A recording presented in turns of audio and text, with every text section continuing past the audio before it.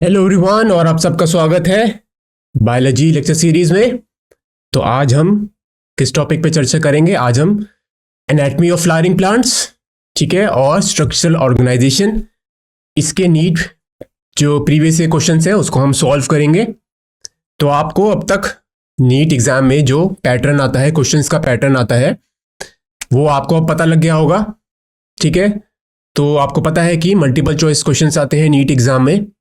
तो कुछ क्वेश्चंस होते हैं, ठीक है, वो बिल्कुल स्ट्रेट फॉरवर्ड होते हैं। तो आपको कोई फैमिली दी जाएगी, उस फैमिली के आपको कैरेक्टरिस्टिक फीचर दिए गए होंगे, या आपको कोई फैमिली दी गई होगी, उसका आपको एग्जाम्पल पूछा जाएगा। तो ये होते हैं स्ट्रेट फॉरवर्ड क्वेश्चंस, ठीक है। फिर उसके बाद कुछ क्वेश्चंस होते हैं स्टेटमेंट टाइप, ठीक है। तो आपको स्टेटमेंट दी गई होगी और आपको उनमें से एक करेक्ट स्टेटमेंट चूज करनी होगी, ठीक है। करेक्ट स्टेटमेंट या incorrect statement depending on the question. इसके अलावा कुछ क्वेश्चंस आते हैं कॉलम बेस्ड, ठीक है। तो वहां पे आपको कॉलम दिया होगा and you have to match the, ठीक है, categories that have been listed in the column. Alright, so good morning students, ठीक है। तो शुरुआत करें इस लेक्चर की अब हम। तो सबसे पहले हम बात करेंगे एनाटॉमी ऑफ फ्लावरिंग प्लांट्स के बारे में। तो मैं ये आशा करता हूं कि आपको फ्लावरिंग प्लांट्स के बारे में पता होगा कि फ्लावरिंग प्लांट्स होते क्या हैं, ठीक है। तो प्लांट किंगडम में आपने पढ़ा होगा एंजियोस्पर्म्स के बारे में। एंजियोस्पर्म्स क्या होते हैं? Angiosperms are known as flowering plants, means angiosperms में फ्लावर बनते हैं, ठीक है। तो एंजियोस्पर्म्स जो होते हैं ये दो प्रकार के हो सकते हैं। तो आपको एंजियोस्पर्म के कैरेक्टरिस्टिक फीचर्स के बारे में सबसे पहले पता होना चाहिए कि एंजियोस्पर्म्स होते क्या हैं। तो एंजियोस्पर्म्स है वो काफी कॉम्प्लेक्स प्लांट है, ठीक है, and they are divided into monocots and dicots, या मोनोकॉटिलिडन्स और डाइकॉटिलिडन्स, ठीक है। तो पहले है मोनोकॉट्स और दूसरे होते हैं डाइकॉट्स। तो डाइकॉट्स में दो कॉटिलिडन मौजूद होते हैं सीड में, और मोनोकॉट्स में एक कॉटिलिडन मौजूद होता है, ठीक है, क्लियर। तो यहीं पे इस स्लाइड में मैंने क्या लिखा है कि मोनोकॉट्स एंड डाइकॉटिलिडन्स, ठीक है, these are the plants which are included under the flowering plants, यानी कि angiosperms, and these plants show lot of variation in their internal structure. तो इनका जो इंटरनल स्ट्रक्चर होता है, यानी कि जो इनकी एनाटॉमी होती है, ठीक है, उसमें बहुत सारी वेरिएशन मौजूद होती है, ठीक है। अब ये वेरिएशन किस किस चीजों में हो सकती है? वेस्कुलर बंडल्स में, ठीक है। एक तो ये जो मोनोकॉट्स और डाइकॉट्स होते हैं, इनमें अलग अलग प्रकार के वेस्कुलर बंडल्स मौजूद होते हैं, ठीक है। तो इनकी अरेंजमेंट के बारे में भी हम पढ़ेंगे। इसके अलावा जो टिश्यूज होते हैं, ठीक है, वो भी डिफरेंट होते हैं। तो आपको पता होगा पिथ रीजन होता है, कॉर्टिकल रीजन होता है, एपिडर्मिस होती है। तो बहुत ही स्लाइड चेंज वेरिएशंस होती हैं बिटवीन मोनोकॉट्स एंड डाइकॉट्स। तो उसके बारे में हम, ठीक है, चर्चा करेंगे और फिर हम उससे रिलेटेड पीवीसी क्वेश्चन सॉल्व करेंगे, ठीक है, क्लियर है। अब हम बात करते हैं सेकेंडरी ग्रोथ जो होती है वो डाइकॉटिलिडन्स में, ठीक है, वो होती है, और मोनोकॉट्स में वो एब्सेंट होती है, ठीक है। तो आपको ये याद रखना है कि जो सेकेंडरी ग्रोथ होती है वो डाइकॉट्स में होती है, और secondary growth is absent in the monocots. आपको ये याद रखना है, ठीक है। दोनों रूट्स और स्टेम्स में, डाइकॉट्स में सेकेंडरी ग्रोथ होती है। अब सेकेंडरी ग्रोथ की वजह से क्या होता है, जो प्लांट की होती है वो गर्थ या जो डायमीटर है उसमें इंक्रीज होता है, ठीक है। अब ये इंक्रीज क्यों होता है? क्योंकि there is a deposition of the secondary tissues, ठीक है। और यहां पे जो कैम्बियम इन्वॉल्व होती है उसका नाम होता है वेस्कुलर कैम्बियम। तो vascular cambium is involve in the secondary growth. तो आप यहां पे लिख सकते हैं जो डाइकॉट्स होते हैं उनमें एक वेस्कुलर कैम्बियम मौजूद होती है, और इस वेस्कुलर कैम्बियम की मदद से, ठीक है, सेकेंडरी ग्रोथ होती है। और you can say the vascular cambium causes the secondary growth. ये सेकेंडरी टिश्यूज बनाता है, ठीक है। अब मोनोकॉट जो होता है उसमें सेकेंडरी ग्रोथ नहीं होती, तो यहाँ पे मैंने लिखा है कि monocots lack the secondary growth as they vascular bundles are closed and they lack the cambium. तो मोनोकॉट्स में कैम्बियम ही मौजूद नहीं होती, ठीक है। तो कैम्बियम क्या करता है, वही सेकेंडरी टिश्यूज ऐड करता है। तो यहाँ पे कैम्बियम ही नहीं है, तो इसकी वजह से सेकेंडरी ग्रोथ नहीं होती, ठीक है। तो वेस्कुलर बंडल्स कैसे होते हैं मोनोकॉट्स में, they are of close type, means they lack the cambium. तो मोनोकॉट्स में हम बनाते हैं, तो मोनोकॉट्स में अगर ये एक वेस्कुलर बंडल है, तो पहले तो आपको पता होना चाहिए कि वेस्कुलर बंडल क्या होता है, what is a vascular bundle और how you can define the vascular bundle. तो vascular bundle is the group of xylem and phloem. It is the group of xylem and phloem, इसको हम कहते हैं vascular bundle. अब आपको पता है जो जाइलम है वो किसकी ट्रांसपोर्ट में मदद करता है, वो मदद करता है वाटर की ट्रांसपोर्टेशन में। It helps in the transportation of the water from the roots to the various parts of the plant, ठीक है। इसके बाद फ्लोएम की बात करते हैं। तो फ्लोएम जो होता है, इसका क्या रोल होता है, तो फ्लोएम में it helps in the translocation of the organic substances, या आप कह सकते हैं ट्रांसलोकेशन ऑफ द शुगर, ठीक है। तो जब भी हम फ्लोएम की बात करते हैं, यहां पे हम ट्रांसलोकेशन वर्ड यूज करते हैं और जाइलम में हम यूज करते हैं ट्रांसपोर्ट वर्ड, तो आपको ये भी याद रखना है। तो फ्लोएम की बात कर रहे हैं, तो यहां पे हम यूज करेंगे word translocation. There is a translocation of organic substances, ठीक है। या आप शुगर्स भी बोल सकते हैं, जो ऑर्गेनिक सब्सटेंसेस होते हैं ये होते हैं शुगर्स। अब ये शुगर्स कहां बनते हैं, ये शुगर्स बनते हैं by the process of photosynthesis, ठीक है। तो फोटोसिंथेसिस के द्वारा ये शुगर्स बनते हैं और इनकी ट्रांसलोकेशन होती है फ्लोएम के द्वारा। तो ये शुगर्स क्या होते हैं, बेसिकली ये कार्बोहाइड्रेट्स होते हैं, और मोस्ट जो सिंपलेस्ट शुगर होता है वो कौन सा होता है, ग्लूकोज, ठीक है। तो ये ऑर्गेनिक जो मॉलिक्यूल्स हैं कहां बनेंगे, ये बनेंगे लीव्स में, क्योंकि लीव्स में क्या मौजूद होते हैं, लीव्स में क्लोरोप्लास्ट मौजूद होता है जिसमें कि क्लोरोफिल पिगमेंट होता है। और ये क्लोरोफिल पिगमेंट क्या करता है, ये लाइट एनर्जी को ऑब्जॉर्ब करता है और फिर ये इसे केमिकल एनर्जी में कन्वर्ट कर देता है, ठीक है। तो लीव्स आप कह सकते हैं these are the site of photosynthesis. और लीव के अंदर की बात करें तो chloroplast you can say which is present inside the leaves is the site of photosynthesis, ठीक है। और यहां पे एक पिगमेंट मौजूद होता है जिसे हम कहते हैं क्लोरोफिल। अब जो क्लोरोफिल ए होता है वो होता है हमारा प्राइमरी पिगमेंट, ठीक है। आइए अब दोबारा हम बात करते हैं वेस्कुलर बंडल के बारे में। तो वेस्कुलर बंडल जो मोनोकॉट्स में होता है, हम बात कर रहे हैं मोनोकॉट्स की,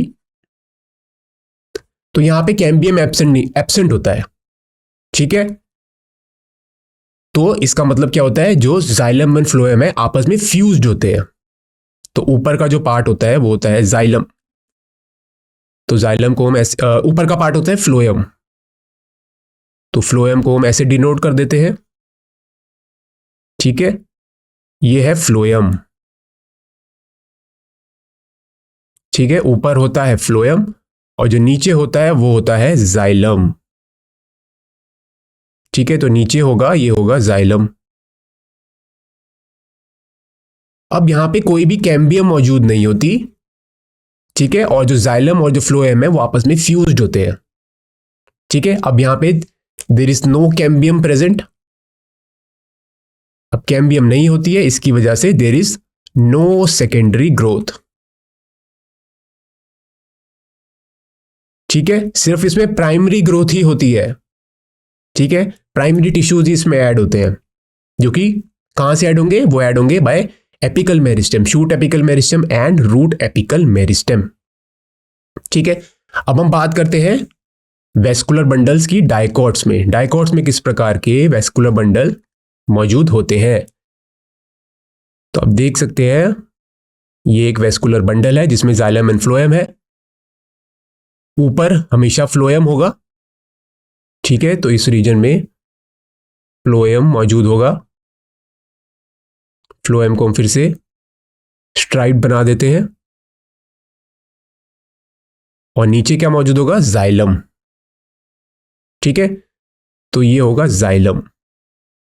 अब डाइकॉट्स में जो वैस्कुलर बंडल होता है वो होता है ओपन टाइप। ठीक है, ओपन टाइप होता है, मतलब कि जाइलम और जो फ्लोएम है वो आपस में फ्यूज नहीं होते और यहां पर कैम्बियम मौजूद होता है। तो यहां पर आप कैम्बियम बनाएंगे बीच में।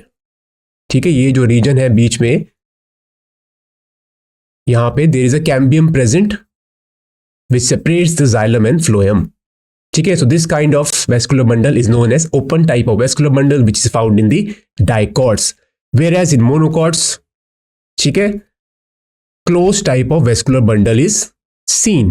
मतलब कि मोनोकॉट्स में क्लोज टाइप का वेस्कुलर बंडल होता है और डाइकॉट्स में ओपन टाइप का वेस्कुलर बंडल होता है।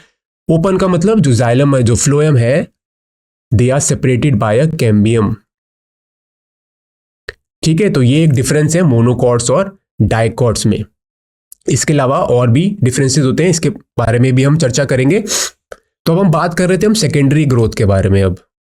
ठीक है, अब प्राइमरी ग्रोथ की अगर हम बात करें तो प्राइमरी ग्रोथ किसकी वजह से होती है, because of the apical meristem, यानी कि जो एपेक्स में मौजूद होते हैं। ठीक है, जो टिप रीजन में मौजूद होते हैं उसको हम कहते हैं apical meristem. Now let's talk about primary growth. जो प्राइमरी ग्रोथ होती है, ठीक है, यहां पे it is because of the apical meristem.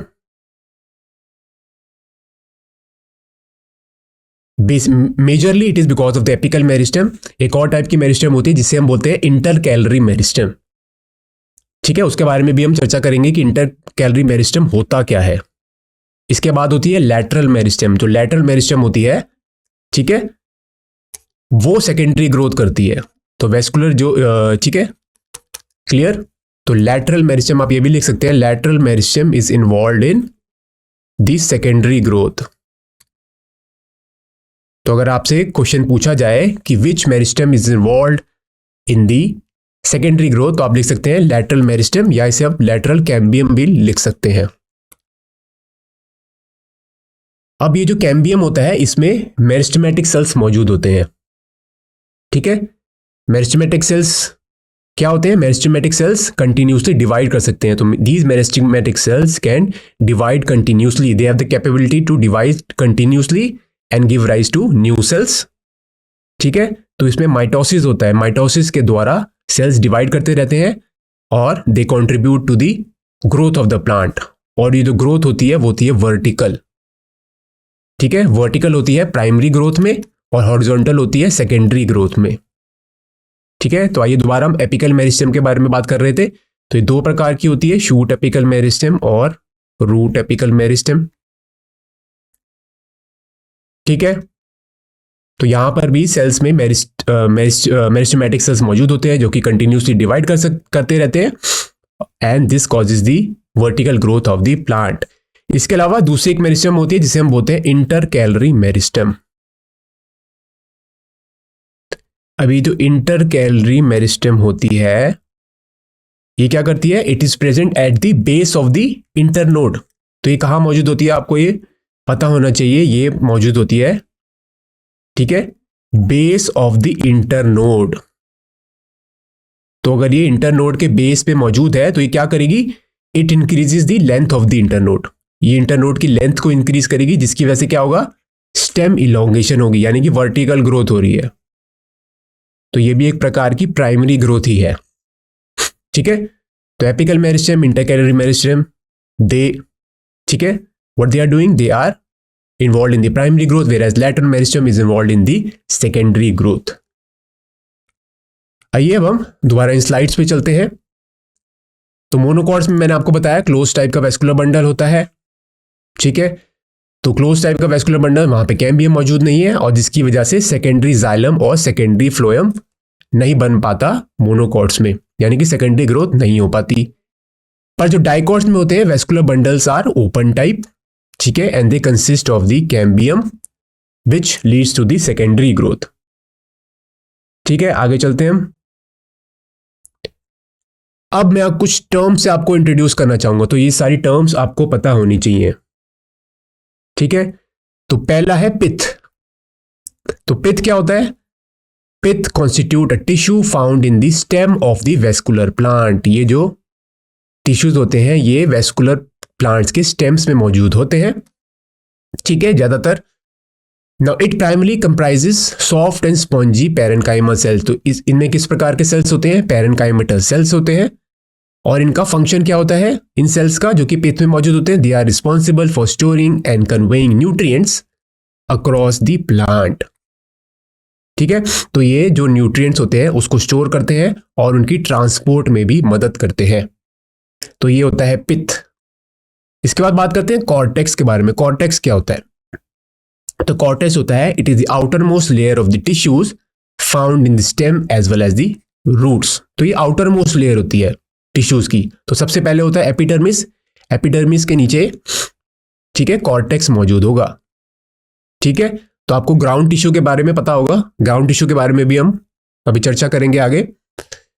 Now cortex में जो सेल्स होते हैं वो भी पैरेनकाइमेटस सेल्स होते हैं, और जहां पे भी पैरेनकाइमेटस सेल्स मौजूद होंगे तो उनका फंक्शन क्या होगा? Storage of the food material. ठीक है, transport of the food material भी कह सकते हैं। ठीक है, तो आप देख सकते हैं स्टोरेज, ट्रांसपोर्ट, और ये सपोर्ट भी देते हैं, ठीक है, स्टेम और रूट्स को। पर मेजरली क्या फंक्शन होता है इसका? Storage of the food material and transport of the nutrients as well as the water. ठीक है, आगे चलते हैं। अब हम बात करते हैं कि प्लांट्स में किस किस प्रकार के टिश्यूज मौजूद होते हैं। What are the three main types of tissue system present in the plants? तो पहला होता है डर्मल टिश्यू सिस्टम। अब डर्मल टिश्यू सिस्टम क्या होता है? Now this system forms the outer protective covering of the plant. ठीक है, it includes the epidermis which is made up of single layer of cells as well as specialized structures such as stomata as well as the trichomes. तो dermal tissue system, ठीक है, इसमें जो sales होते हैं वो डिवाइड करते हैं और वो क्या बनाते हैं? पहले तो ये बनाते हैं epidermis which is the outer most protective layer. तो एपिडर्मिस का क्या फंक्शन होता है? It is the outer most protective layer. ये प्लांट को प्रोटेक्शन प्रोवाइड करती है। और एपिडर्मिस में क्या मौजूद होते हैं? कुछ ऐसे विशेष प्रकार के स्ट्रक्चर मौजूद होते हैं जिसे हम कहते हैं स्टोमेटा। और स्टोमेटा के अलावा अगर हम रूट्स की बात करें तो उसमें ट्राइकोम्स भी मौजूद होते हैं, जो कि which are the hair like structures. Clear? तो पहला है डर्मल टिश्यू सिस्टम। अब क्या होता है? नेक्स्ट टिश्यू सिस्टम क्या है? Vascular tissue system. अब वेस्कुलर टिश्यू सिस्टम की बात करते हैं तो this system is responsible for the transport of the water, nutrients and other substances through out the plant. तो वेस्कुलर टिश्यूज किस प्रकार के होते हैं? वेस्कुलर सिस्टम या वेस्कुलेचर भी आप इसको बोल सकते हैं, जाइलम और फ्लोएम। ठीक है, तो जाइलम एंड फ्लोएम, ठीक है, this comprise the vasculature of the plant. अब ये सेल्स जो होते हैं ये क्या करते हैं? Xylem and phloem, these are involve in the transport of water, nutrients and some other substances through out the plant. अब जो वेस्कुलर टिश्यू सिस्टम है ये दो प्रकार का होता है, या इसमें किस प्रकार के टिश्यूज होते हैं? पहला होता है जाइलम। ठीक है, अब जाइलम के क्या क्या कंपोनेंट्स होते हैं आपको पता नहीं चाहिए। जाइलम किस किस का बना होता है? तो जाइलम सबसे पहले तो आपको पता होना चाहिए ये एक कॉम्प्लेक्स टिश्यू है। ठीक है, it is a complex tissue means it is made up of more than one type of cell. ठीक है, तो आप लिख सकते हैं कॉम्प्लेक्स टिश्यूज आर दो tissue which are made from more than one type of cell। ठीक है, तो कॉम्प्लेक्स टिश्यूज का एक उदाहरण है जाइलम और दूसरा है फ्लोएम। तो जाइलम के क्या क्या कौन कौन से सेल्स होते हैं जाइलम में? पहला होते हैं वेसल्स। वेसल्स क्या होते हैं? वेसल्स जो होते हैं इनका वाइड ल्यूमन होता है। ठीक है, और ये बने होते हैं बहुत सारे वेसल एलिमेंट्स को मिला के। तो बहुत सारे वेसल एलिमेंट्स मिलके बनाते हैं एक वेसल। इसके बाद होते हैं ट्रकीड्स। तो वेसल्स और ट्रकीड्स में क्या डिफरेंस होता है? ट्रकीड्स जो होते हैं इनका नैरो ल्यूमन होता है और इनके टेपरिंग एंड्स होते हैं। ठीक है, तो ये डिफरेंस है वेसल्स और ट्रकीड में। फिर होते हैं जाइलम फाइबर्स और इसके अलावा जाइलम पैरेन्काइमा मौजूद होता है। ठीक है, तो ये है जाइलम के सेल्स। अब बात करते हैं फ्लोएम के बारे में। तो फ्लोएम भी एक प्रकार का कॉम्प्लेक्स टिश्यू है। तो फ्लोएम जो होता है उसमें कौन कौन से सेल्स मौजूद होते हैं? Companion cells, companion cells which are nucleated, इसमें न्यूक्लियस मौजूद होता है। फिर होता है सीव ट्यूब्स। अब सीव ट्यूब्स की स्पेशलिटी क्या होती है या कैरेक्टरिस्टिक फीचर क्या होता है? दे आर ई न्यूक्लिएटेड, यानी कि इसमें न्यूक्लियस मौजूद नहीं होता मैच्योरिटी पे। ठीक है, अर्ली स्टेजेस में न्यूक्लियस होता है, पर जब ये सेल्स मैच्योर हो जाते हैं तब इनमें they lose their nucleus, that's why they are known as enucleated cells. अब क्या होता है, जो कंपेनियन सेल्स होते हैं they are closely associated with the sieve tubes. तो कंपेनियन सेल्स होते हैं वो काफी क्लोजली लिंक्ड होते हैं, एसोसिएटेड होते हैं सीव ट्यूब से। क्लियर है? तो क्या करते हैं, सीव ट्यूब्स में न्यूक्लियस तो मौजूद नहीं होता, पर कंपेनियन सेल तो में न्यूक्लियस होता है, और ये जो कंपेनियन सेल्स है helps in the regulation of the activities of the sieve tube. ठीक है, तो सीव ट्यूब में जो भी एक्टिविटी होती है उसको कौन रेगुलेट करता है? Biomolecules that are generated by the companion cells. ठीक है, ये आपको याद रखना है, इस पे क्वेश्चंस आते हैं। तो नीट के जो प्रीवियस से क्वेश्चंस अगर आप देखेंगे वहां पर ये क्वेश्चन आया हुआ है कि सीव ट्यूब्स में न्यूक्लियस होता है या नहीं होता, और सीव ट्यूब्स को की जो एक्टिविटीज है उसको कौन रेगुलेट करता है? उसको रेगुलेट करता है कंपेनियन सेल्स। इसके बाद क्या मौजूद होता है फ्लोएम में? फ्लोएम, पैरेन्काइमा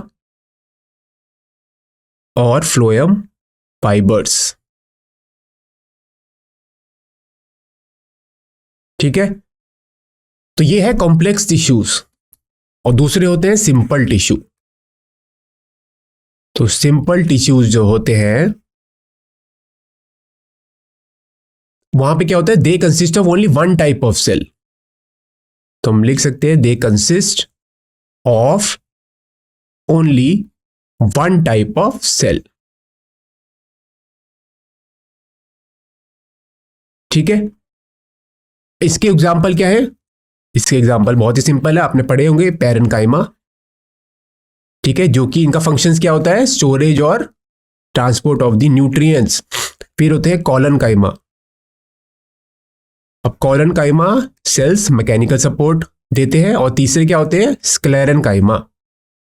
ठीक है, तो ये पहला, ये दूसरे, और तीसरा क्या होते हैं? स्क्लेरेनकाइमा, जो कि डेड सेल्स होते हैं। स्क्लरीड एक प्रकार की स्क्लेरेनकाइमा है। ठीक है, आगे चलते हैं अब हम। तो तीन प्रकार के टिश्यू सिस्टम के बारे में हम बात कर रहे थे। पहला है डर्मल, दूसरा है वेस्कुलर, और तीसरा क्या होता है? Ground tissue system. तो ग्राउंड टिश्यू सिस्टम क्या होता है? Now this system makes up the bulk of the plant body and is involved in various functions such as photosynthesis, storage and support. Now it includes three main types of cells, parenchyma, ठीक है, collenchyma और sclerenchyma. ठीक है, clear है? Ground tissue system आपको अब पता लग गया क्या होता है। तो ग्राउंड टिश्यू सिस्टम होता है, इनमें जो सेल्स होते हैं इसके क्या क्या फंक्शंस होते हैं? फोटोसिंथेसिस, यानी कि यहाँ पे क्लोरोप्लास्ट और क्लोरोफिल पिगमेंट्स मौजूद होंगे। ठीक है, तो ऐसे सेल्स जिसमें क्लोरोप्लास्ट मौजूद होता है उसे हम कहते हैं मीजोफिल सेल्स। ठीक है, इसके अलावा ये स्टोरेज का फंक्शन भी करते हैं और ये सपोर्ट भी देते हैं। तो फोटोसिंथेसिस, स्टोरेज ये करते हैं पैरेन्काइमेटस सेल, और सपोर्ट कौन से सेल्स देते हैं? कॉलनकाइमा और स्क्लेरेनकाइमा। ठीक है, तो आप देख सकते हैं collenchyma which provides flexible support and sclerenchyma they provide rigid support. तो स्क्लेरेनकाइमेटस सेल्स होते हैं ये काफी थिक होते हैं ये, और ये डेड सेल्स होते हैं, and they provide rigid support to the plant. ठीक है, अब हम आगे चलते हैं। अब हम बात करते हैं मोनोकॉट स्टेम के कैरेक्टरिस्टिक के बारे में। ठीक है, और इसके बाद हम बात करेंगे डाइकॉट स्टेम के कैरेक्टरिस्टिक के बारे में, और आपको फिर बताएंगे कि इन दोनों में डिफरेंसेस क्या है। तो आपको कैरेक्टरिस्टिक फीचर है तो आप ठीक है बता सकते हैं इन दोनों में डिफरेंस क्या है, मोनोकॉट स्टेम और मोनोकॉट रूट में। तो सबसे पहले तो मैंने बताया मोनोकॉट में सेकेंडरी ग्रोथ इज एब्सेंट, और उसका रीजन भी मैंने बताया बिकॉज कैम्बियम इज एब्सेंट। ठीक है।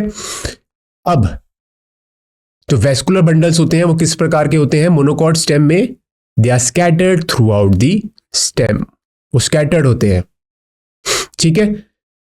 और मोनोकॉट स्टेम में जो रूट सिस्टम होता है वो होता है fibrous root system. Fibrous root system के बारे में आपको पता होगा। ये जो फाइब्रस रूट सिस्टम होता है, it is a kind of adventitious root system, ठीक है। ये एडवेंटिशियस रूट सिस्टम होता है, मतलब कि जो यहां पे रूट्स डेवलप होती हैं, they develop from a region other than the radicle. तो अगर रेडिकल से जो रूट है, if the root originate from the radicle then it is known as, आप बोल सकते हैं उसको प्राइमरी रूट। और if a root arises from a region other than radical,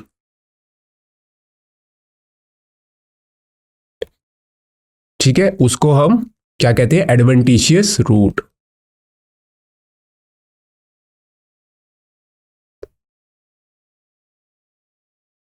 clear है? अब इट लैक सेकेंडरी ग्रोथ, यहां पे सेकेंडरी ग्रोथ नहीं होती है, ठीक है। Epidermis usually lack stomata, epidermis जो होती है वहां पे स्टोमेटा मौजूद नहीं होते, और अगर होते भी हैं तो उसमें गार्ड सेल, आपको पता होगा गार्ड सेल मोनोकॉट्स में डंबल शेप होते हैं, ठीक है। Parenchyma is the predominant ground tissue. तो ग्राउंड टिश्यू जो होते हैं इसमें, वहां पे जो प्रीडोमिनेंट सेल या जो मेजर सेल्स होते हैं वो होते हैं पेरेन्काइमेटस सेल्स। और इसमें जो पिथ रीजन होता है और जो कॉर्टेक्स रीजन होता है, ठीक है, उनमें कोई डिस्टिंक्शन नहीं होती। सो नो डिस्टिंक्ट पिथ और कॉर्टेक्स रीजन्स आर प्रेजेंट। और जो ग्राउंड टिश्यू होता है, ग्राउंड टिश्यू मेजरली पेरेन्काइमेटस सेल्स का बना होता है, और यहाँ पे कोई भी पिथ और कॉर्टेक्स रीजन है वो ज्यादा डिस्टिंग्विश नहीं होता, वो ज्यादा स्पष्ट आपको दिखाई नहीं देता अगर आप स्टेम का, मोनोकॉट स्टेम का सेक्शन काटेंगे, ठीक है। अब बात करते हैं हम डाइकॉट स्टेम के बारे में। तो यहाँ पे जो वेस्कुलर बंडल्स होते हैं वो रिंग में अरेंज होते हैं। मैं आपको इमेज दिखाऊंगा नेक्स्ट स्लाइड में कि डाइकॉट स्टेम और मोनोकॉट स्टेम कैसा दिखता है अगर हम उससे सेक्शन काट के देखें उसका, ठीक है। तो वेस्कुलर बंडल्स स्टेम में एक रिंग में अरेंज होते हैं, ठीक है। और जो डाइकॉट्स होते हैं उसमें ज्यादातर टैप रूट सिस्टम होता है, ठीक है, ये आपको याद रखना है, टैप रूट सिस्टम। अब they are capable of secondary growth, क्योंकि यहाँ पे कैम्बियम मौजूद होती है। जो वेस्कुलर बंडल्स होते हैं वो ओपन टाइप होते हैं, ठीक है, leading to the development of a woody tissue. तो वुडी टिश्यूज जो बनते हैं, it is because of the, ठीक है, जो कॉर्क बनती है, ठीक है, उसकी वजह से जो टिश्यूज होते हैं, ठीक है, उसकी वजह से वुडी टिश्यूज बनते हैं, ठीक है। तो they are capable of secondary growth leading to the development of woody tissues, ठीक है। तो कॉर्क कैम्बियम आपने पढ़ा होगा, that is involve in the formation of these cork cells. अब एपिडर्मिस में स्टोमेटा मौजूद होता है, और यहां पे जो गार्ड सेल्स होते हैं वो किस प्रकार के होते हैं? बीन शेप्ड या किडनी शेप्ड, ठीक है। मोनोकॉट्स में they are dumbbell shaped, whereas the guard cells in the stomata of the dicots they are kidney shaped. ये भी आपको याद रखना है, ठीक है। तो हम यहाँ पे मैं आपको स्टोमेटा का स्ट्रक्चर बना के दिखाऊं डाइकॉट्स में। तो डाइकॉट्स में किस प्रकार का स्टोमेटल एपरेटस होता है? तो ये हो गए बीन शेप्ड या किडनी शेप्ड गार्ड सेल्स।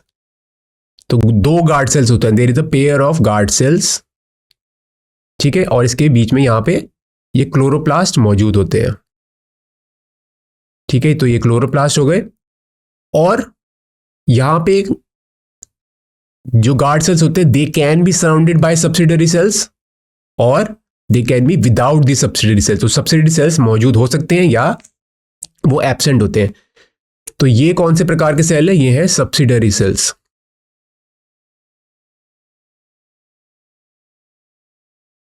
ठीक है। और ये जो रीजन होता है, the opening of the stomata is known as the stoma,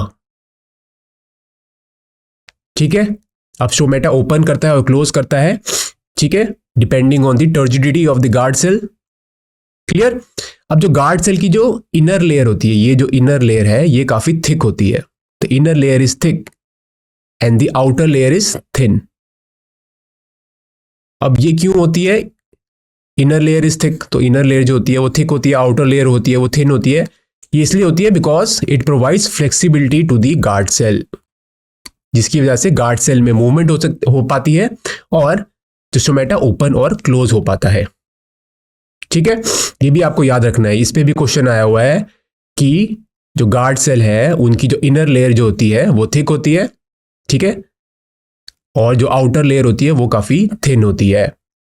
ठीक है, अब ये क्या थे? ये थे क्लोरोप्लास्ट। तो गार्ड सेल में क्लोरोप्लास्ट भी मौजूद होते हैं। अब इसके बाद ये सब्सिडरी सेल्स हो गए, ये हो गए गार्ड सेल, और इसके बाहर कुछ सेल्स मौजूद होते हैं, एपिडर्मल सेल्स है नॉर्मल, जो कि एपिडर्मिस के सेल्स है। ठीक है, तो इसके बाहर आप एपिडर्मल सेल्स ऐसे बना सकते हैं।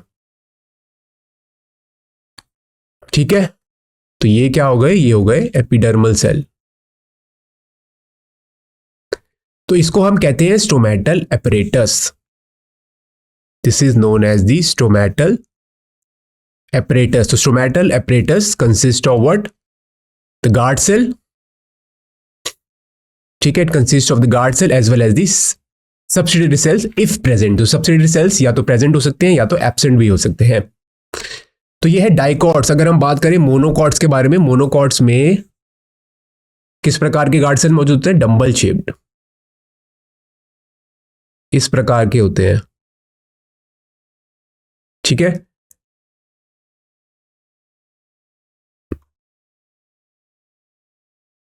तो ये डंबल शेप्ड है गार्ड सेल, और दो a pair of guard cell is present. ठीक है, इसके बाहर क्या होंगे? सब्सिडरी सेल्स होंगे, फिर एपिडर्मल सेल्स होंगे। तो ये रीजन क्या होगा? ये हो गया stoma, which is the opening of the stomata. These are dumbbell shaped guard cell.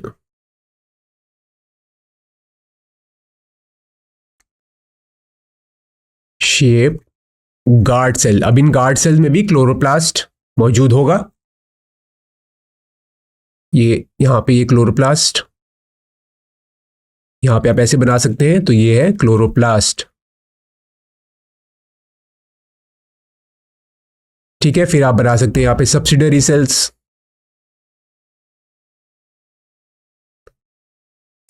ठीक है, ये क्या हो गए? Subsidiary cells. और फिर इसके बाहर आप एपिडर्मल सेल बना सकते हैं। ठीक है, क्लियर है?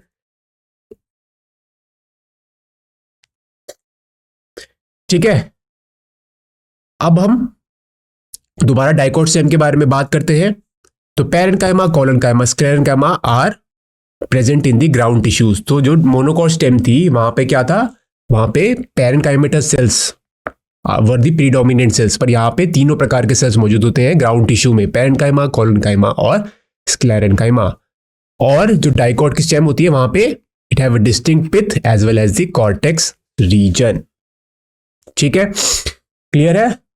तो आपको अगर डिफरेंसेस डाइकोट स्टेम और मोनोकॉट स्टेम के बीच में लिखने हो तो आप लिख सकते हैं आप आसानी से। ठीक है, तो बहुत सारे डिफरेंसेस हैं पिथ है और कॉर्टेक्स रीजन के बीच में। आप लिख सकते हैं कि डाइकोट स्टेम में दोनों काफी डिस्टिंक्ट होती है। ठीक है, फिर आप लिख सकते हैं ग्राउंड टिश्यू के बारे में। ग्राउंड टिश्यूज जो होते हैं उनमें सेल्स किस प्रकार के होते हैं स्टेम में, मोनोकॉट स्टेम में और डाइकोट स्टेम में। फिर आप लिख सकते हैं सेकेंडरी ग्रोथ के बारे में। ठीक है, फिर वेस्कुलर बंडल्स के बारे में आप लिख सकते हैं। तो ये एक इमेज है विच इज शोइंग यू दी। ठीक है, तो ये जो ए इमेज है ये है डाइकोट स्टेम, और जो बी इमेज है ये है मोनोकॉट स्टेम।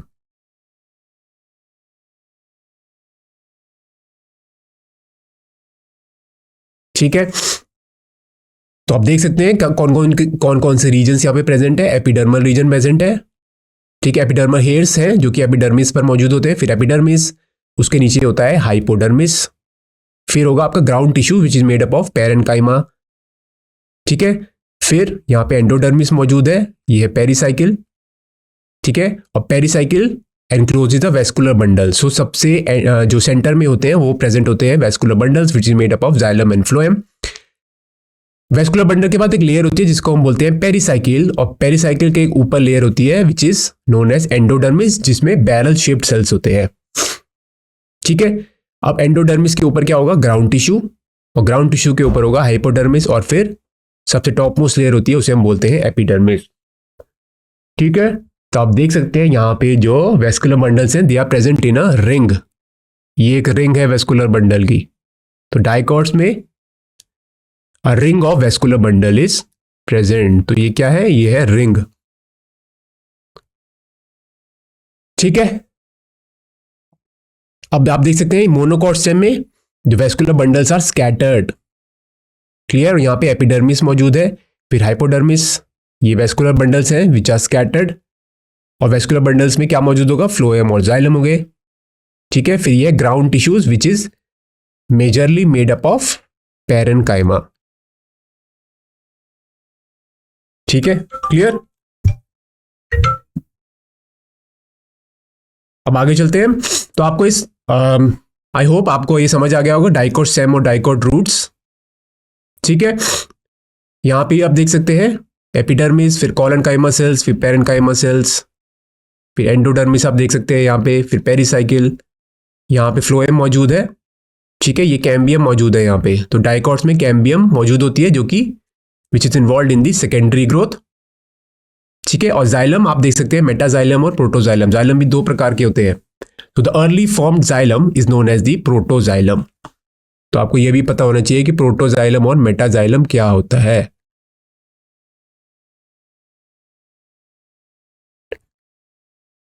ठीक है, तो protoxylem is the early formed xylem. Subsidiary cell आप पूछ रहे हैं Maria, subsidiary cells these are the modification of the epidermal cells. ठीक है, आई होप आप सब्सिडरी सेल्स ही पूछ रहे थे। These are the modifications of the epidermal cells. तो गार्ड सेल्स भी होते हैं, गार्ड सेल्स भी these are the modifications of the epidermal cells which are specialised and they have chloroplast in them.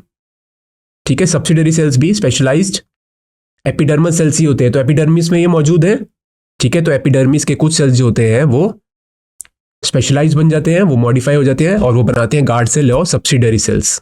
तो सब्सिडरी सेल्स होते हैं। ठीक है, अब बात करते हैं प्रोटोजाइलम के बारे में। आप पूछ रहे हैं प्रोटोजाइलम, तो प्रोटोजाइलम होता है the early formed xylem. The early formed xylem, ठीक है, from the primary tissue is known as the protoxylem, और द लेटर फॉर्म्ड,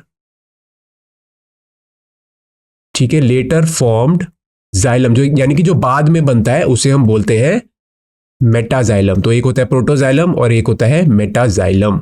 ठीक है, इसके बारे में हम जब हम क्वेश्चंस करेंगे तब इसके बारे में हम चर्चा करेंगे दोबारा कि प्रोटोजाइलम और मेटाजाइलम क्या होता है। ठीक है, अब हम बात करते हैं मोनोकॉट लीफ और डाइकॉट लीफ के बारे में, इनके क्या कैरेक्टरिस्टिक फीचर्स होते हैं। तो पहला है दे टिपिकली हैव पैरेलल वेनेशन। तो वेनेशन किस प्रकार की होती है, यहां पे पैरेलल। ठीक है, वेनेशन का पहले तो मतलब क्या होता है आपको पता होना चाहिए। वेनेशन का मतलब होता है arrangement of the veins is known as venation. तो अगर मोनोकॉट का लीफ ऐसा दिखता है, आपने देखा होगा, अगर लीफ इस प्रकार का है तो यहाँ पे वेनेशंस होती हैं पैरेलल। ये जो वेन्स होती है वो पैरेलली रन करती है एक दूसरे से। ठीक है, सारी पैरेलल होती हैं, इसे हम बोलते हैं पैरेलल वेनेशन। और जो डाइकॉट्स होते हैं उनमें होती है रेटिकुलेट वेनेशन।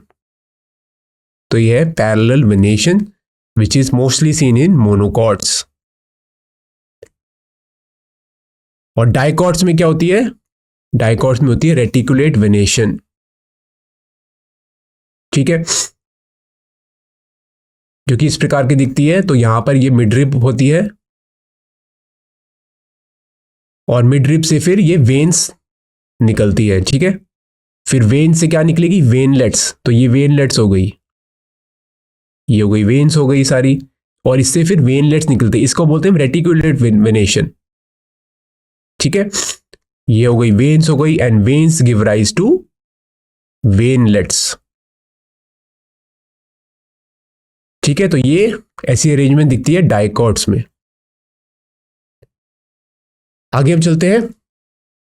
तो veins are usually arrange in a scattered pattern. और यहाँ पे पीटियोल मौजूद नहीं होता, लैक डिस्टिंक्ट पीटियोल। अब पीटियोल क्या होता है? पीटियोल होता है ये stalk of the leaf is known as the petiole. The stalk of leaves, this is known as the petiole. ठीक है। अब एपिडर्मिस में क्या मौजूद होते हैं? बुलिफॉर्म सेल्स मौजूद होते हैं मोनोकॉट्स में। ये आपको याद रखना होगा, this is the characteristic feature of the monocot leaf. Epidermis में है bulliform cells for regulating the water loss. ठीक है, तो ये भी कुछ स्पेशलाइज सेल्स होते हैं जो कि एपिडर्मिस में मौजूद होते हैं। फिर stomata are often present on both upper as well as the lower leaf surfaces. ठीक है, तो एक होती है अपर एपिडर्मिस, एक होती है लोअर एपिडर्मिस। तो स्टोमेटा दोनों अपर और लोअर एपिडर्मिस में मौजूद होते हैं। और यहां पर they generally lack a differentiated mesophyll. तो मीजोफिल सेल्स दो प्रकार के होते हैं, पैलिसेड और स्पॉन्जी। ठीक है, ये भी आपको पता होना चाहिए। एक होते हैं पैलिसेड सेल, एक होते हैं स्पॉन्जी सेल्स। ठीक है, तो बात कर लेते हैं हम पैलिसेड और स्पॉन्जी सेल्स के बारे में। आपको मैं ब्रीफली बता देता हूं। जो पैलिसेड सेल्स होते हैं, ठीक है, they lack the intercellular spaces. They lack the intercellular spaces. ठीक है, और यहां पे जो क्लोरोप्लास्ट होता है, they have abundant chloroplast. They have abundant chloroplast. ठीक है, तो जो मेजर फोटोसिंथेसिस होती है वो पैलिसेड सेल्स की वजह से होती है। दूसरे प्रकार के सेल्स होते हैं स्पॉन्जी सेल्स। अब जो स्पॉन्जी सेल्स होते हैं, ठीक है, they have lot of intercellular spaces. Have intercellular spaces. ठीक है, अब ये इंटरसेलुलर स्पेसिस की वजह से क्या होता है? There is the exchange of the, आप कह सकते हैं, गैसेस। और एक और फीचर होता है स्पॉन्जी सेल्स का कि इसमें बहुत क्लोरोप्लास्ट तो मौजूद होते हैं, बहुत कम नंबर ऑफ क्लोरोप्लास्ट होते हैं। तो less number of chloroplast as compare to the palisade cell. ठीक है, क्लियर। आगे चलते हैं हम। अब हम बात करते हैं किसकी? डाइकॉट लीफ के बारे में।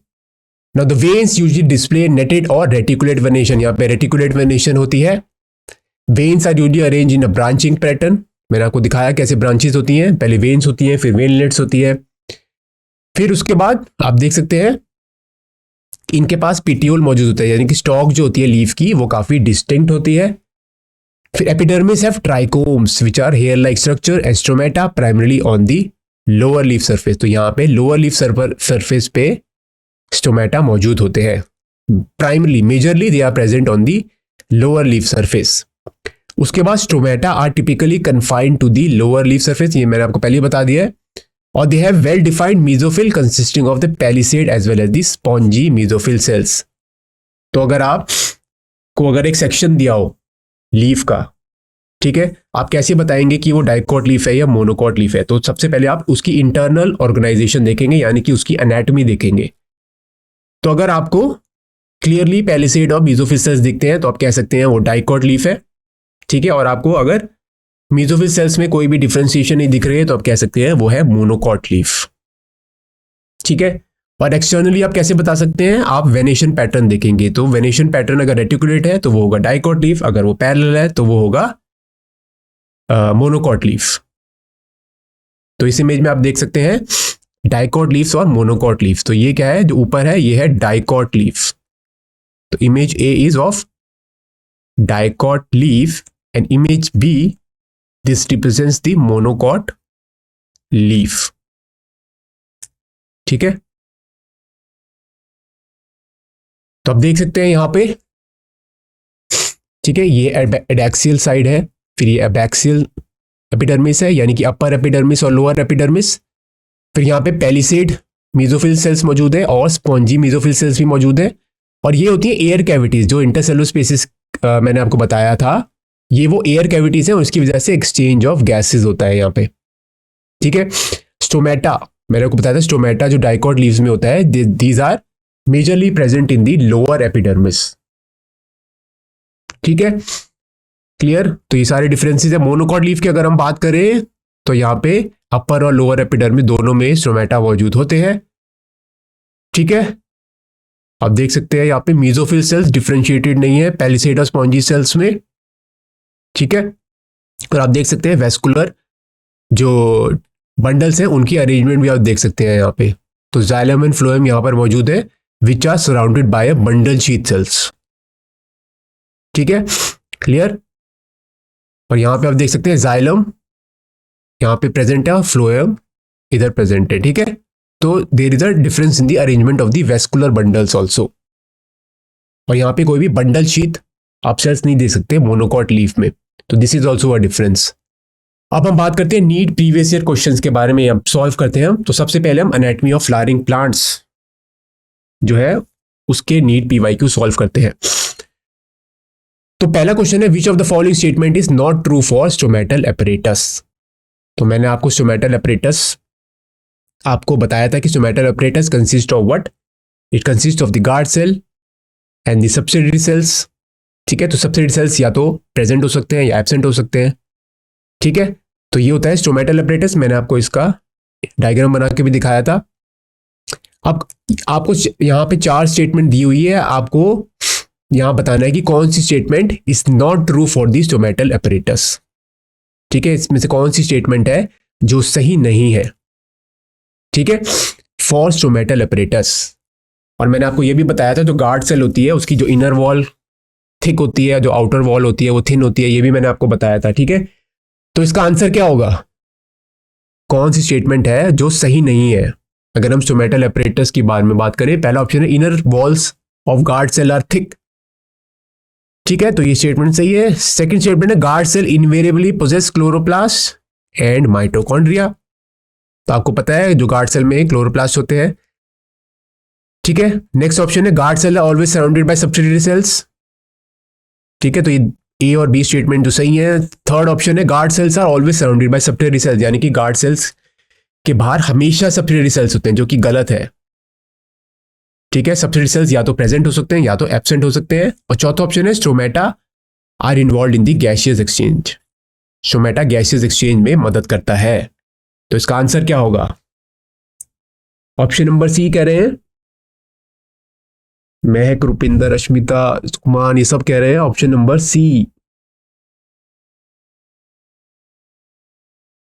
ऑप्शन नंबर सी क्यों सही आंसर होगा, आपको पता लग गया होगा ऑप्शन नंबर सी क्यों सही है।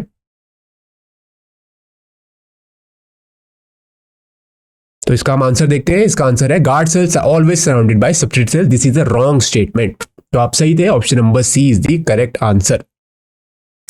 एक्सप्लेनेशन इसकी अब देख लेते हैं। Sometimes a few epidermal cells in the vicinity of the guard cells become specialized and the shape and size and in the shape and the size and they are known as the subsidiary cells, also known as the accessory cells.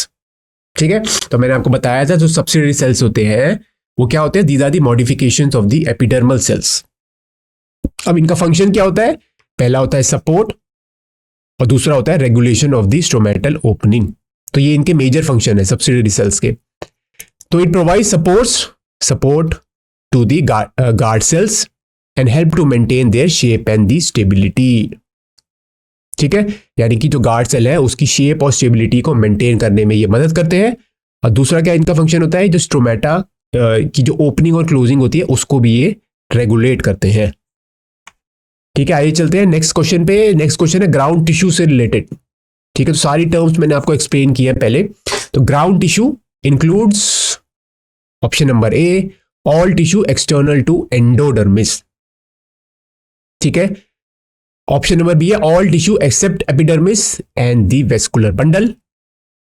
ठीक है, तो हमने जब tissue system के बारे में बात की तो हमने बताया था कि एक डर्मल एपिडर्मल सिस्टम होता है। ठीक है, डर्मल टिश्यू सिस्टम, फिर होता है वेस्कुलर सिस्टम और तीसरा होता है ग्राउंड टिश्यू सिस्टम। तो ग्राउंड टिश्यू सिस्टम जो होता है, ठीक है, it is separate from the dermal and the vascular tissue system. Next है एपिडर्मिस एंड कॉर्टेक्स। और चौथा है all tissues internal to the endodermis. ठीक है, तो इसका आंसर क्या होगा? Ground tissue includes what? Ground tissues में किस प्रकार के सेल्स होते थे? पैरेन्काइमा, कोलेनकाइमा और स्क्लेरेन्काइमा। ठीक है, जो बंडल वेस्कुलर बंडल्स है ये कौन बनाता है? Vascular tissue system. एपिडर्मिस क्या बनाएगा? Dermal tissue system. और जो कॉर्टेक्स है वो बनाता है ग्राउंड टिश्यू सिस्टम। ठीक है, तो इसका आंसर क्या होगा? Option number C. Option number B कह रहे हैं कुछ, तो इसका आंसर हम देख लेते हैं। इसका आंसर है all tissue except epidermis and vascular bundles. तो ये इजी था। ठीक है, तो ground tissue are the tissues, ठीक है, which are separate from this epidermis and vascular bundle. वो अलग ही होते हैं, ग्राउंड टिश्यू सिस्टम अलग होता है इन दोनों से। एक्सप्लेनेशन देख लेते हैं। Ground tissues include all tissue except the epidermis and the vascular bundle. Now the ground tissue comprises the bulk of the primary plant body. तो जो प्लांट की जो बॉडी होती है बेसिकली वो बनती है ग्राउंड टिश्यू की वजह से। और ग्राउंड टिश्यू किस किस प्रकार के होते हैं? पैरेन्काइमा, कोलेनकाइमा और स्क्लेरेन्काइमा। ठीक है, क्लियर। नेक्स्ट क्वेश्चन पे चलते हैं। इन लैंड प्लांट्स यानी कि टेरेस्ट्रियल प्लांट्स की अगर हम बात करें, the guard cell differ from other epidermis cells in having. ठीक है, तो क्वेश्चन जो है नीट 2011 में आया हुआ है। तो यहां पे क्या कह रहे हैं? अगर लैंड प्लांट के बारे में बात करें तो गार्ड सेल जो दूसरे एपिडर्मल सेल्स होते हैं, तो आपको पता है गार्ड सेल्स या जो स्टोमेटा होता है वो एपिडर्मिस में प्रेजेंट होता है। ठीक है, and guard cell are also a specialized type of epidermal cells होनी। वो एपिडर्मल सेल्स ही होते हैं एक प्रकार के, जो कि क्या स्टोर इनमें क्या होता है? गार्ड सेल्स होते हैं। और ये किडनी शेप के हो जाते हैं या बीन शेप के होते हैं डाइकॉट्स में, और डबल शेप के होते हैं मोनोकॉट्स में। तो डिफरेंस क्या होता है गार्ड सेल और जो बाकी के एपिडर्मल सेल्स होते हैं? तो ऑप्शन देख लेते हैं। साइटोस्केलेटन, माइटोकॉन्ड्रिया, एंडोप्लाज्मिक रेटिकुलम और क्लोरोप्लास्ट। कौन सा ऑर्गेनल प्रेजेंट होता है? इसका आंसर क्या होगा? अब सोचिए और बताइए इसका आंसर क्या होगा। तो ये भी काफी स्ट्रेट फॉरवर्ड आंसर ही है, क्वेश्चन है। ठीक है, इसका आंसर क्या होना चाहिए? Cytoskeleton, mitochondria which is also known as the power house of the cell, endoplasmic reticulum या क्लोरोप्लास्ट। इसका आंसर देख लेते हैं। इसका आंसर है ऑप्शन नंबर डी, क्लोरोप्लास्ट।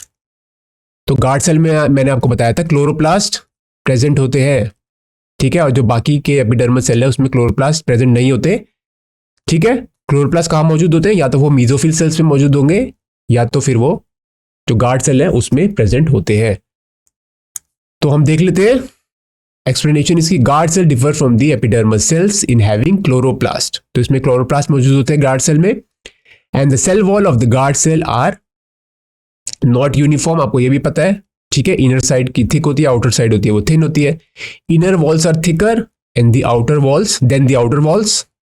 ठीक है, क्लियर है। ये भी मैं आपको बता दिया था कि इनर वॉल जो होती है वो थिक होती है। वो क्यों होती है इनर वॉल थिक या आउटर वॉल थिन? इसलिए होती है because it helps in the flexibility of the guard cell. ये गार्ड सेल की मूवमेंट में मदद करता है, जिसकी वजह से स्टोमेटा ओपन या क्लोज होता है। आइए अब अगले क्वेश्चन पे चलते हैं हम। अगला क्वेश्चन क्या है? Secondary xylem and secondary phloem in dicot stem are produced by, NEET 2018 में आया हुआ है। ऑप्शन है apical meristem, vascular cambium, axillary meristem और फेलोजेन।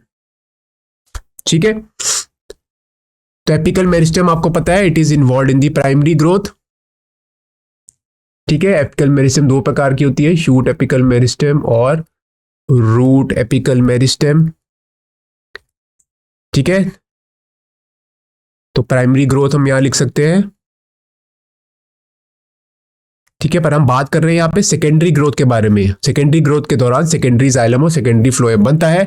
फिर है वेस्कुलर कैम्बियम। तो vascular cambium is involve in the secondary growth. ठीक है, फिर हो गया एक्सिलरी मेरिस्टेम। एक्सिलरी मेरिस्टेम क्या होता है? Which is present in the axil of the leaf. ये कहां प्रेजेंट होती है? This is present in the axil of the leaf and it can give rise to या तो शूट्स या तो फ्लावर्स। ठीक है, और लास्ट है फेलोजेन। तो फेलोजेन क्या होता है? फेलोजेन क्या कहते हैं? इट गिव राइज टू या तो periderm on the outer side,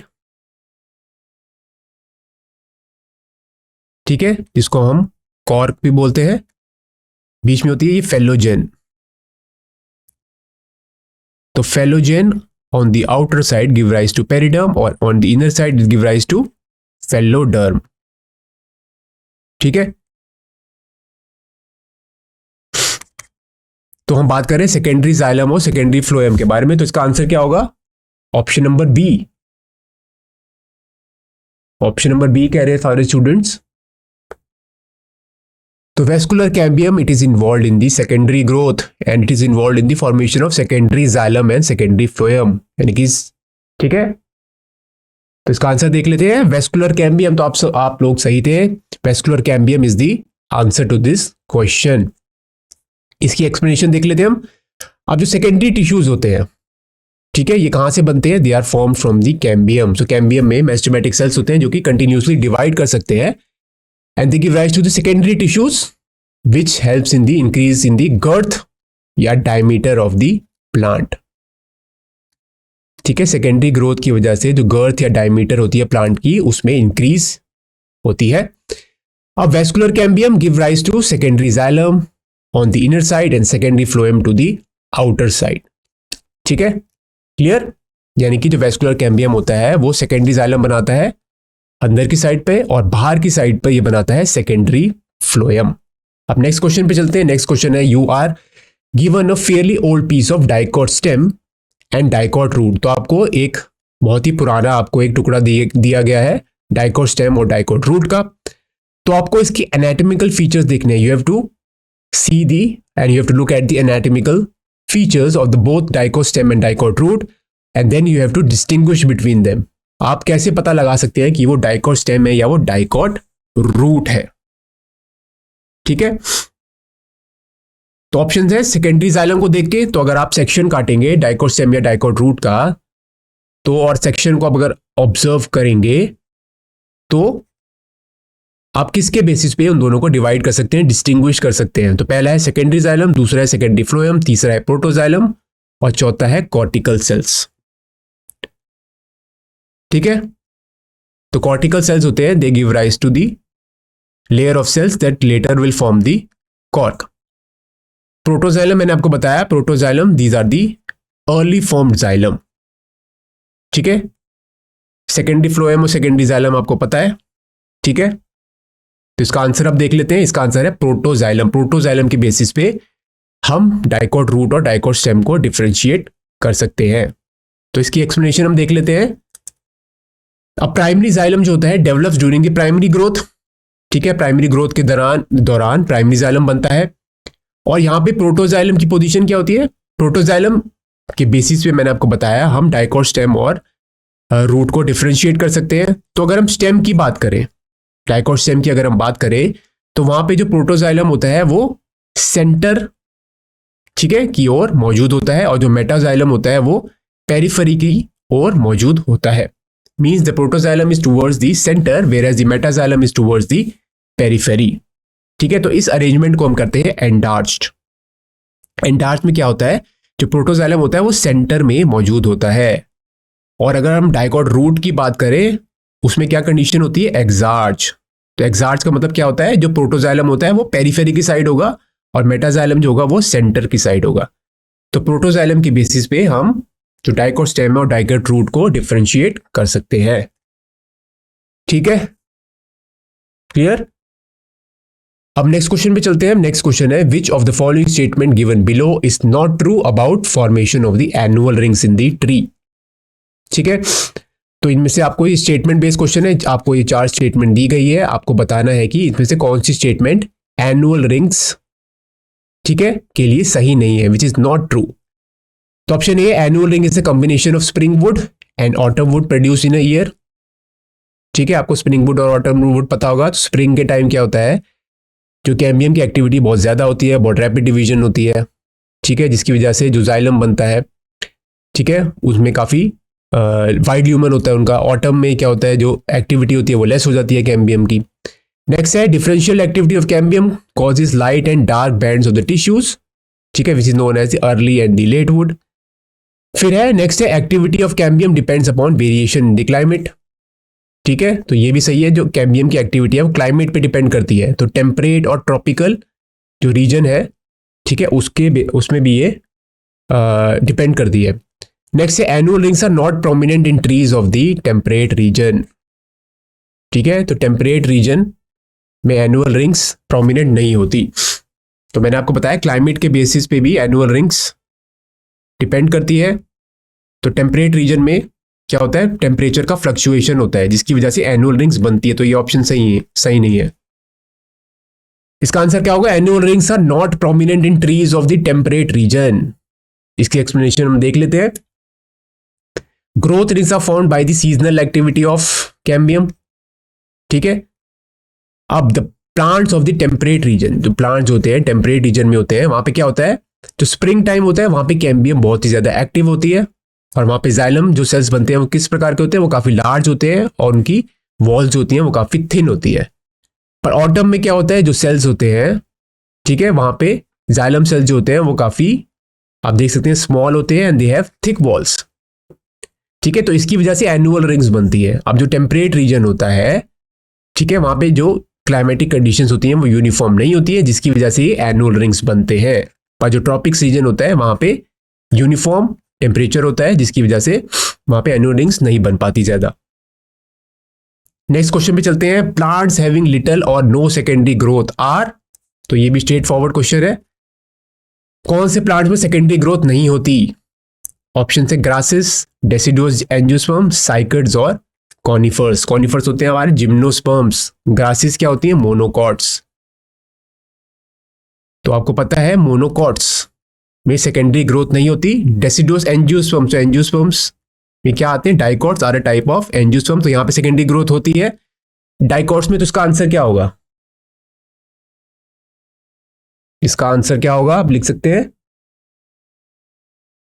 monocots में सेकेंडरी ग्रोथ नहीं होती, तो इसका आंसर होगा ग्रासेस। ठीक है, तो एक्सप्लेनेशन है ग्रासेस आर मोनोकॉट्स, यानी कि ग्रासेस मोनोकॉट्स होती हैं, यहां पे सेकेंडरी ग्रोथ नहीं होती। ठीक है, क्लियर है। नेक्स्ट क्वेश्चन है the vascular cambium normally give rise to.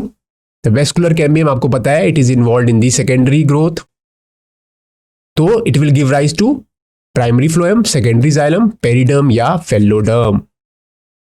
ठीक है, वेस्कुलर कैम्बियम आपको पता है अब सेकेंडरी ग्रोथ यानी कि सेकेंडरी जाइलम और सेकेंडरी फ्लोएम बनाता है, तो इसमें से आंसर क्या होगा? ठीक है, इसका आंसर ए कह रहे हैं, प्राइमरी फ्लोएम। तो रुपिंदर ने लिखा है आंसर नंबर ए क्यों होगा इसका, प्राइमरी फ्लोएम। वेस्कुलर कैम्बियम की हम बात कर रहे हैं यहाँ पे। वेस्कुलर कैम्बियम मैंने आपको बताया था सेकेंडरी ग्रोथ करता है, तो इसका आंसर है सेकेंडरी जाइलम। ठीक है, तो मैं आपको पहले एक्सप्लेन कर चुका हूं, सेकेंडरी ग्रोथ जो होती है it is because of the vascular cambium. ठीक है, and it give rise to secondary xylem and the secondary phloem. अब फेलोडर्म की जो हम बात कर रहे थे, फेलोडर्म जो है वो बनती है कॉर कैम्बियम के द्वारा। ठीक है, और जो पेरिडर्म होती है इट इज अ कॉर की outer layer formed in the secondary thickening. तो मैंने आपको बताया था फेलोजन होती है आउटर साइड पे, वो बनाती है ये पेरिडर्म, और जो अंदर की साइड होती है वहां पे बनाती है वो फेलोडर्म। ठीक है, इसकी वजह से सेकेंडरी जाइलम इसका सही आंसर है। नेक्स्ट क्वेश्चन है identify the wrong statement in context of the heartwood. तो आपको हार्टवुड और सैपवुड के बारे में भी पता होना चाहिए। ठीक है, तो आपको यहां पे 4 स्टेटमेंट दी गई है, आपको इसमें से रॉन्ग स्टेटमेंट चूज करनी है। ठीक है, तो जो हार्टवुड होती है इज इट हाईली ड्यूरेबल, वो काफी ड्यूरेबल होती है। It conducts water and minerals efficiently. Next option है it comprises dead elements with highly lignified walls, और चौथा ऑप्शन है organic compounds are deposited in it. तो इसका आंसर क्या होगा, हार्टवुड क्या ड्यूरेबल होती है? तो आपको रॉन्ग स्टेटमेंट यहां पे चूज करनी है। तो हार्डवुड यस ड्यूरेबल होती है। ठीक है, इसमें ऐसे कंपाउंड्स होते हैं टैनिन्स और फिनोलिक्स, ठीक है, जो इसे ड्यूरेबल बनाता है, और इस पे जो इंसेक्ट का अटैक भी नहीं हो पाता। It conducts water and mineral efficiently, तो ये सही नहीं है, क्योंकि यहाँ पे टाइलोसिस की वजह से क्या होता है, जो सेल्स होते हैं वो ब्लॉक हो जाते हैं।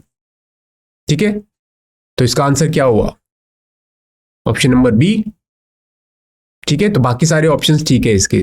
तो इसका आंसर देख लेते हैं हम। इसका आंसर है option number B, it conducts water and the mineral efficiency. तो ये जो स्टेटमेंट है दिस इज रॉन्ग। ठीक है, तो ऑप्शन नंबर बी लिख रहे थे आप, ऑप्शन नंबर बी इसका सही है। अब हार्टवुड क्या होता है हम जल्दी से देख लेते हैं। Heartwood is the central, older and the darker coloured portion. ये जो वुड होती है उसका जो सेंट्रल रीजन होता है, ठीक है, उसे हम कहते हैं हार्टवुड, और ये थोड़े डार्कर कलर का होता है। ठीक है, अब ये जो हार्टवुड होता है it cannot conduct water and the nutrients, क्योंकि यहां पे टाइलोसिस की डिपोजिशन हो जाती है। ठीक है, now it is denser and more durable than sapwood. ये काफी ड्यूरेबल होती है सैपवुड से। ठीक है, because of the accumulation of the resins, gums and other extractives, heartwood provides resistance to decay and insect attack, contributing to the longevity.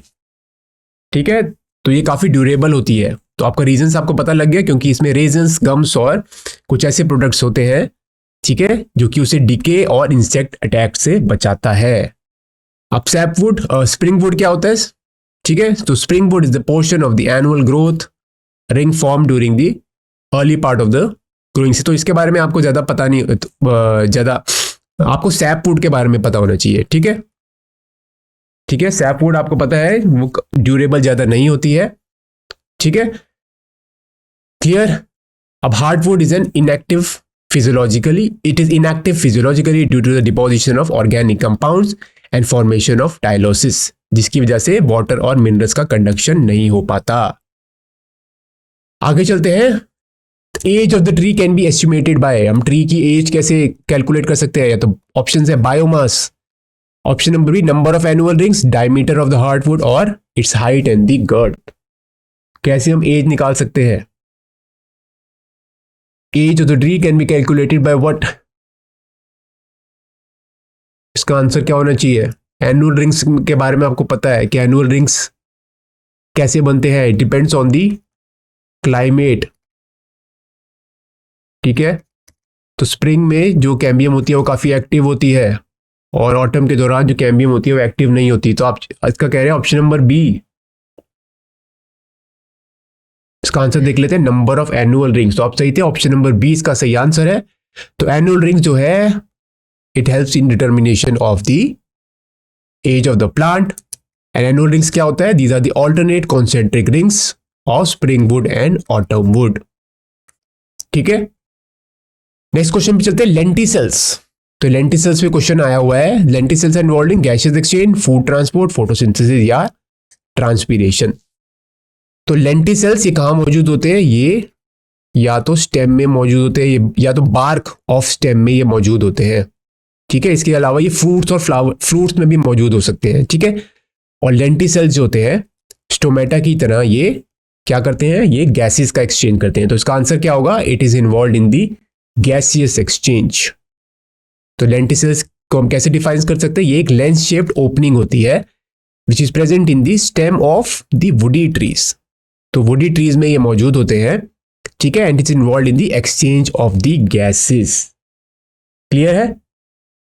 Gases exchange में। ठीक है, अब बात करते हैं इंटरफेसिकुलर कैम्बियम के बारे में। तो कैम्बियम जो होती है दो प्रकार की, इंटर और इंट्राफेसिकुलर कैम्बियम। तो इंटरफेसिकुलर कैम्बियम होती है, it is present between the vascular bundles, और जो इंट्राफेसिकुलर कैम्बियम होती है it is present with in the vascular cambium.